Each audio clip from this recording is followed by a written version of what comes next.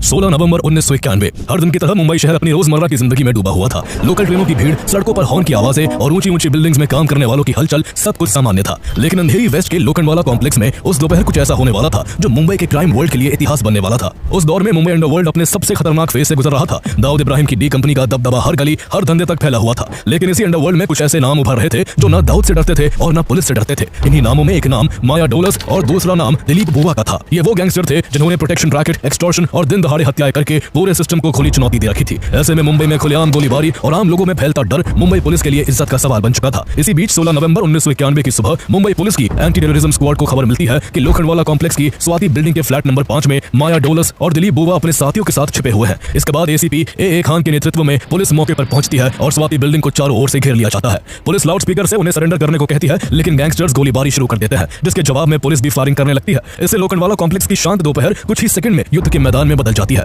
Residents अपने घरों में दुबक जाते हैं, खिड़कियां बंद हो जाती है और पूरा इलाका गोलियों की आवाज से गूंजने लगता है। ये शूट आउट 4 घंटे लंबा खिंच जाता है और पुलिस की तरफ से 450 राउंड फायर किए जाते हैं, जिसमें माया डोलस और दिलीप बुवा समेत सभी 7 गैंगस्टर्स मारे जाते हैं। लेकिन हैरानी की बात यह है कि इस शूट आउट के लिए पुलिस को शाबाशी नहीं बल्कि बदनामी और सवालों का सामना करना पड़ा और उनके ऊपर उंगलियां उठने लगी। विवाद इतना बढ़ गया कि गवर्नमेंट को इसकी जांच के लिए मैजिस्ट्रियल इंक्वायरी करवानी पड़ी। बाद में शूट आउट पर एक फिल्म बनी और वो भी विवादों में घिर गई। सबसे हैरान करने वाली बात यह थी कि उस दिन उस बिल्डिंग में इन कुख्यात गैंगस्टर्स के साथ एक पुलिस वाला भी था और वो भी शूट आउट में मारा गया था। तो आइए जानते हैं शूट आउट एट लोखंडवाला की पूरी कहानी, कैसे मुंबई का एक आम रिहायशी इलाका उस दिन जंग का मैदान बन गया। उस शूट आउट को लेकर पुलिस पर कौन कौन से आरोप लगे और आखिर उस दौर में माया डोलस और दिलीप बुवा इतने चर्चित क्यों थे कि पुलिस को इतना बड़ा एनकाउंटर करना पड़ा।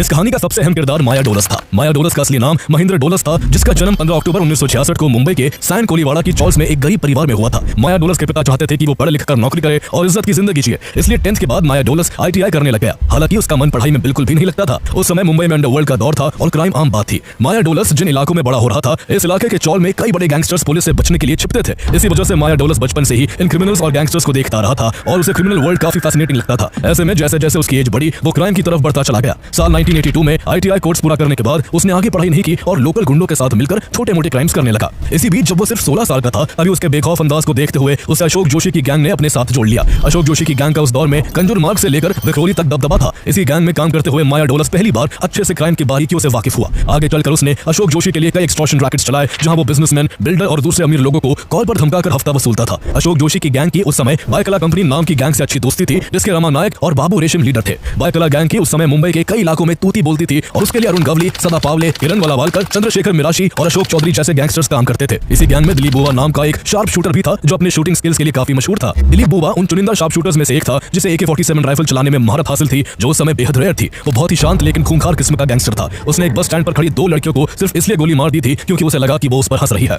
चूंकि अशोक जोशी गैंग और बायकला कंपनी की अच्छी दोस्ती थी और दोनों गैंग्स अक्सर कई क्राइम्स मिलकर ऑर्गेनाइज करते थे, इसलिए दोनों गैंग्स में काम करने वाले लोगों की अक्सर मुलाकात होती रहती थी। ऐसे में माया डोलस और दिलीप बुवा की भी मुलाकात हुई और जल्दी ही दोनों गहरे दोस्त बन गए। अगले 4-5 सालों तक ये दोनों लोग इन गैंग्स के लिए काम करते रहे। लेकिन इसी बीच कहानी में बड़ा ट्विस्ट तब आया जब साल 1987 में जेकब सर्किल पुलिस स्टेशन में बंद बायकला कंपनी के फाउंडिंग मेंबर बाबू रेशम की कुछ कैदियों ने हत्या कर दी। उसकी हत्या की साजिश रचने का आरोप ढोलकिया ब्रदर्स पर लगा, इसलिए बायकला कंपनी ने ढोलकिया ब्रदर्स को मौत की नींद सुलाने की जिम्मेदारी अपने सबसे अच्छे शूटर दिलीप बुवा को दे दी। इसके कुछ ही दिन बाद दिलीप बुवा ने महेश ढोलकिया और अरविंद ढोलकिया दोनों को मार डाला और यहीं से दिलीप बुवा का नाम मुंबई अंडरवर्ल्ड में काफी जोर शोर से लिया जाने लगा। उस समय तक डी कंपनी का सरगना दाऊद इब्राहिम भी मुंबई अंडरवर्ल्ड में काफी बड़ा नाम बन चुका था। उसकी हसरत मुंबई अंडरवर्ल्ड पर अकेले राज करने की थी, इसलिए वो दूसरे गैंग्स को खत्म करने के लिए डायरेक्टली भिड़ने के साथ साथ उनकी मुंबई पुलिस से मुखबिरी भी किया करता था। ऐसे में क्रिमिनल एक्टिविटीज को लेकर डी कंपनी और बायकला कंपनी में अक्सर टक्कर होती रहती थी। कहा जाता है कि डी कंपनी की मुखबिरी के चलते मुंबई पुलिस ने बायकला कंपनी के दूसरे फाउंडिंग मेंबर रमा नायक का भी एनकाउंटर कर दिया था। यही से दोनों गैंग के बीच गैंग वॉर की शुरुआत हो गई। बदले की आग में अशोक जोशी और अरुण गवली ने दाऊद के फाइनेंशियल एडवाइजर सतीश राजे को बीच सड़क पर कार में ही गोलियों से भुनवा डाला।